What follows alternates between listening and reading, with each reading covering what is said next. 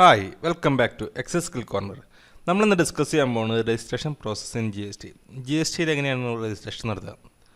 Example ഞാനിപ്പോൾ ഒരു existing ഡീലറാണെന്ന് വിചാരിക്കുക.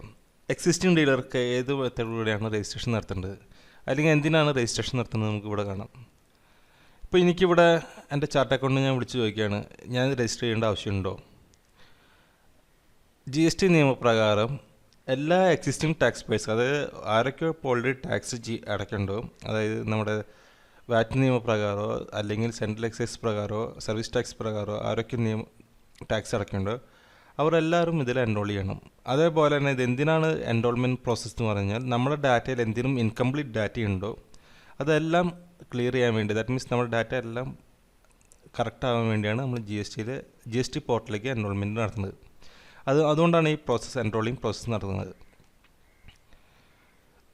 നമുക്ക് ഇതുപോലെ G S T common portal register ചെയ്തുകൊണ്ടുള്ള ഗുണങ്ങൾ എന്തൊക്കെയാണ്, എന്തിനാണ് ഞാൻ G S T common portal register ചെയ്യുന്നത്.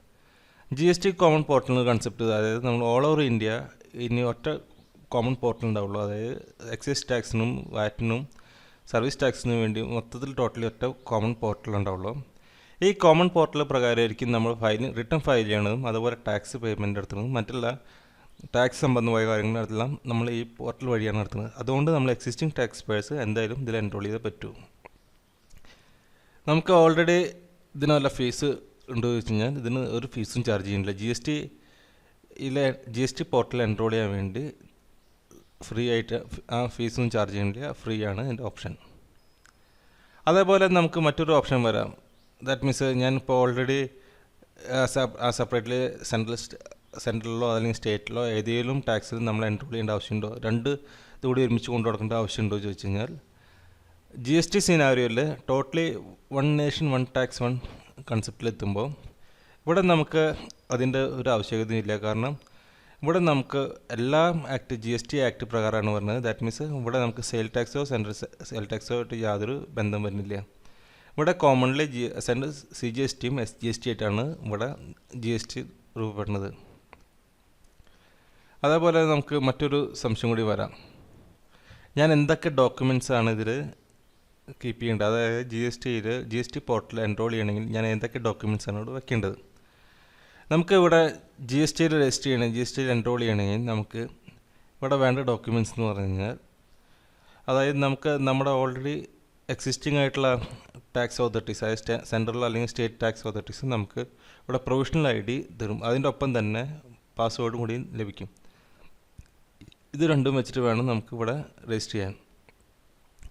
അതേപോലെ നമുക്ക് വെക്കേണ്ടത് valid email I D, that means email I D വെക്കണം. ഇമെയിൽ ഐ ഡി നമുക്ക് സാധാരണ വെക്കുന്ന പോലെ ഉപയോഗിക്കാത്ത ഇമെയിൽ ഐ ഡി അല്ല, നമുക്ക് ഉപയോഗിച്ചുകൊണ്ടിരിക്കുന്ന ഇമെയിൽ ഐ ഡിന് വേണം. കാരണം നമുക്ക് വരുന്ന ഫർദർ കമ്മ്യൂണിക്കേഷൻസ് എല്ലാം ഇമെയിൽ ത്രൂ ആയിരിക്കും. അതേപോലെ വാലിഡ് മൊബൈൽ നമ്പർ, നമുക്ക് ഒ ടി പി അങ്ങനത്തെ ഒരുപാട് ഓപ്ഷൻസ് വരുമ്പോൾ മൊബൈൽ നമ്പർ മസ്റ്റാണ്. അതുപോലെ ബാങ്ക് അക്കൗണ്ട് നമ്പറും ബാങ്ക് IFSC കോഡ് ആണ് നമ്മൾ വെക്കേണ്ടത്. ഇത് എങ്ങനെയാണ് ട്രാൻസാക്ഷൻ നടക്കുന്നത് കാണാം നമുക്ക്. ഇതിൻ്റെ ഒരു സിമ്പിൾ ഫോർമാറ്റിൽ പറയുകയാണെങ്കിൽ ട്രാൻസാക്ഷൻ നടക്കുന്നത് form GST registered 25 provisional registration certificate വെച്ചിട്ടാണ് നമ്മൾ അപ്ലൈ ചെയ്യുന്നത്. ഇത് അപ്ലൈ ചെയ്യുമ്പോൾ വിത്തിൻ 3 മാസത്തിനുള്ളിൽ തന്നെ നമുക്ക് നമ്മുടെ ഡോക്യുമെൻറ്റ്സ് എല്ലാം സബ്മിറ്റ് ചെയ്യണം. അതായത് നമ്മുടെ മുമ്പ് പറഞ്ഞ ഡോക്യുമെൻറ്റ്സ് എല്ലാം സബ്മിറ്റ് ചെയ്യുക. GST 24 രജിസ്ട്രേഷൻ ഫോം 24-ൽ ഇതെല്ലാം ഓക്കെ ആവുകയാണെങ്കിൽ, ദാറ്റ് മീൻസ് ഒരു സാറ്റിസ്ഫാക്ഷൻ ആണ്, നമ്മുടെ സർട്ടിഫിക്കറ്റ് എല്ലാം പക്കയാവുകയാണെങ്കിൽ നമുക്കപ്പോൾ തന്നെ GST സർട്ടിഫിക്കറ്റ് ലഭിക്കും. അഥവാ ഇതിൽ എന്തെങ്കിലും ഒരു കറക്ഷൻ ഉണ്ടോ, ദാറ്റ് മീൻസ് എന്തെങ്കിലും അവർക്ക് അഡീഷണൽ ഡോക്യുമെൻ്റ് വേണ്ടി വരികയാണെങ്കിൽ GST ഫോം 27 പ്രകാരം അവർ നോട്ടീസ് അയക്കും നമുക്ക്. ഈ നോട്ടീസിന് നമ്മൾ ഒരു ഇയറിംഗ് വയ്ക്കും. ഈ ഇയറിംഗിൽ നമ്മുടെ ക്ലാരിഫിക്കേഷൻ എല്ലാം നമ്മൾ ക്ലിയർ ചെയ്യുകയാണെങ്കിൽ ഓട്ടോമാറ്റിക്കായിട്ട് നമുക്ക് GST ഫോം രജിസ്റ്റേർഡ് 06 പ്രകാരം രജിസ്ട്രേഷൻ ലഭിക്കും. അല്ലെങ്കിൽ നമ്മുടെ ക്ലാരിഫിക്കേഷൻ അവർക്ക് സാറ്റിസ്ഫൈഡ് ആയില്ലെങ്കിൽ ഓട്ടോമാറ്റിക്കായിട്ട് നമ്മുടെ ഫോം ഇവിടെ ക്യാൻസലായി പോകും. അതായത് നമ്മുടെ പ്രൊവിഷണൽ രജിസ്ട്രേഷൻ ഇവിടെ ക്യാൻസലായി പോകും. സോ വളരെ കെയർഫുൾ ആയിരിക്കണം നമ്മൾ എല്ലാ ഫോമും സബ്മിറ്റ് ചെയ്യുന്ന സമയത്ത്. എന്നാൽ മാത്രമാണ് നമുക്ക് ട്രാൻസാക്ഷൻ, അതായത് എക്സിസ്റ്റിംഗ് ഡീലറിന് GST പോർട്ടലിലേക്ക് ട്രാൻസാക്ഷൻ വളരെ സ്മൂത്തായിട്ട് റൺ ചെയ്യാൻ സാധിക്കുള്ളൂ. GST കുറിച്ച് കൂടുതൽ അറിയാൻ വേണ്ടി നമ്മുടെ യൂട്യൂബ് ചാനൽ സബ്സ്ക്രൈബ് ചെയ്യുക. Okay, all the best, bye, see U.